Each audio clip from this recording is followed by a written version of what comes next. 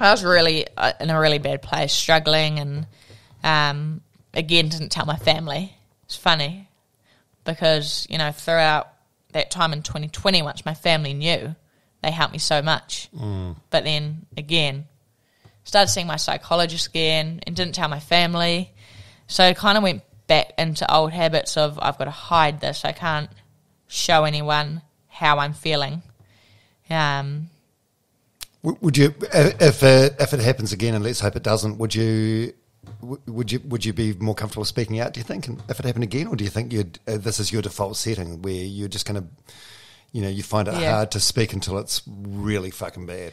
I'd like to say I would speak early. I really struggled in May this year, and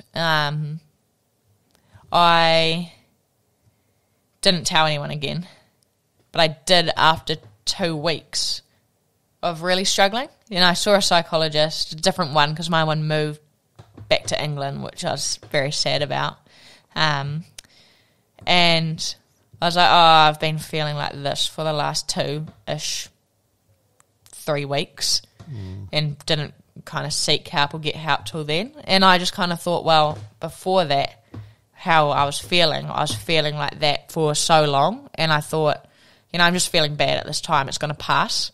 But actually feeling like how I was feeling for 2 weeks, that's not normal. Yeah, it's a long time. But I guess from my tolerance or from how I felt in the past, it was like months or, you know, so yeah, it takes me a while. I try process it myself. I try help myself before telling anyone. But at the end of the day, like, I'm advocating for people to speak up. I want people to be able to tell people and speak up, but sometimes you got to tell yourself that. Yeah, you feel like a hypocrite in a way. Yeah, but I think you know the right things to do, but you still don't want to do it. Yeah, but there's so much power in being vulnerable, and I think I've found that too, even now, just with relationships with people in the team, like my friends. It's just like every conversation's more open, everything's more honest. You have a deeper level of, I guess, understanding. You truly understand and care for them on this level, and you just check in on your mates. And I think that's been the most powerful thing for me and my family and friend group, is we're more hyper aware and we understand it more.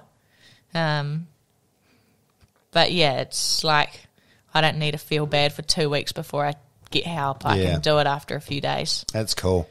Yeah, the vulnerability thing's interesting. I would, up until a few years ago, have described myself as completely invulnerable, if that's a word. But I'm older than you. Like, I went into an all boys school in the 1980s. It was a different generation, so it's fucking hard for me. But it's the best thing ever. Yeah, it's so empowering. Yeah, it just so opens. Important. It opens people up, because actually everyone's got shit going on in their life. Everyone has stuff going on upstairs, you know. Oh, so, mate, that's one. I stopped seeing a therapist around about the same time I started this podcast, and I've actually found doing this podcast quite cathartic, because you realise that everyone's carrying shit. Yeah, absolutely everyone. Even people that you wouldn't even expect. No, it's indiscriminate, you know, and everyone's going to go through stuff. So I did. So when was it that your family staged like an intervention of sorts? When was that? Yeah, was that 2021? 2021. Yeah. So, yeah, I was just in the worst possible place again. Was this the broken finger? Yeah, and I think, again, just like all those thoughts in my head as well from things that have happened in the past as well, that I felt like, what could have I done better in certain situations and whatnot, and in terms of the suicides around you? Oh, no. Not so much that, but just like why I'm trying to understand and just other things like I don't really know in a way. But yeah, I guess I was in a horrible place and I wasn't sleeping at all. I was probably not eating enough and exercising too much, and I just panic attacks. I just couldn't I was like a shell of myself. Like, I didn't even look like me. I had nothing to me, and I just got tired of pretending, I guess, and putting on a brave face. And I had like a few moments where it just, because it was so continuous, I never got a break. Like, there was never any good moments. I never had a good moment. I'd cry every morning when I woke up because the day was scary. I didn't want to face the day, and then I'd cry every night because I didn't want to repeat the same process, and I was scared of going to sleep because of like things, like I just couldn't sleep. Like, I'd close my eyes and just terrible, like, it's almost like hallucinations and whatnot. So I was just constantly in this cycle, and I couldn't get out of it. For how long? I'd say like that for about 2 months, maybe. Oh my God. Just running off no sleep. And then I went to Maddie Green, who's in the White Ferns, and I would just go, I wouldn't even tell her, but I just drove around, knocked on her front door at about, late at night, and she just knew that I was like, you tell I've been crying. I'd actually come from sitting at a lookout, just contemplating, I guess, life. Why should I be here? And then Did you contemplate taking your own life? Yeah, I think throughout that 2-month process, It's a long time to be exhausted, eh? Yeah. It's a long time. Those 2 months, suicide was on my mind every single day. There was once where I was in my car and I had all these pills for like a injured wrist, and I was in my car and I just wanted to take them all. I just wanted the pain to go away in that moment. Yeah, 100%. That's what it is, eh? You just want the pain to stop. I just wanted it to stop, and I was like, if people know what I'm going through, like, I'm bringing my family's life down. How can I do this? And so in my car, like, panic attack, because it was like, fuck, this is what I want to do, but, that's obviously a scary decision to make. And I obviously didn't. And then a few weeks later or whatever, was at this lookout, and then just sat there because, like, it was a beautiful night, and I just found something so, like, peaceful in that. Yeah. But it also made me sad because it was like I saw beauty in that, but there was no, like, beauty in my life or how I was feeling. And then I was like, got in my car again, drove to Maddie's house. I think I actually went to call my dad, and he didn't answer, but I heard his voice message, and that just broke me. I was like, I love my dad. And so I went to, but he can't know how I'm feeling.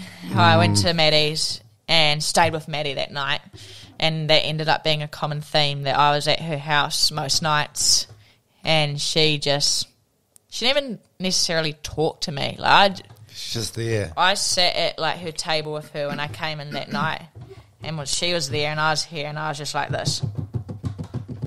Like almost like a catatonic sort of state or something. Just like couldn't talk. Yeah. Could not talk. And she knew from how I was, but I couldn't tell her anything. And I didn't want to tell her the thoughts I was having because I didn't want to scare her. And then people would ask me, like Maddie would, and our PDM would ask me, because you do have to ask at times, are you suicidal? And I'd say, I think about it a lot, but I will never do it, which was a lie because I had thought about it, and then I was no good, and I just thought I needed to get away because Wellington, I was finding, obviously, like, my routine there was horrible because every day was hard, and we had a training camp in Christchurch, and I was like, I just need to get to that training camp because I'll be at cricket. I'll be in my happy place, and I just need to make it there.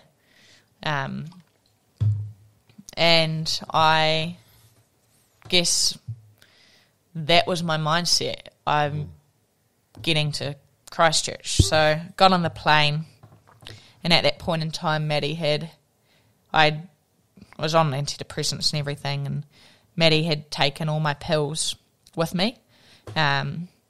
So she had all of that, and I was just going to have one each day from her.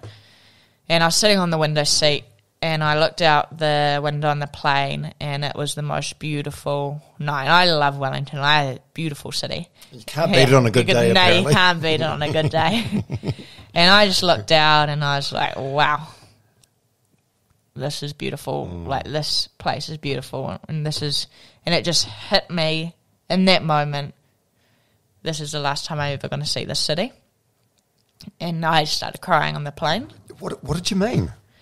What were you thinking? As in, I'm going to Christchurch away from my family, and I'm not going to see Wellington again because I want this pain to end.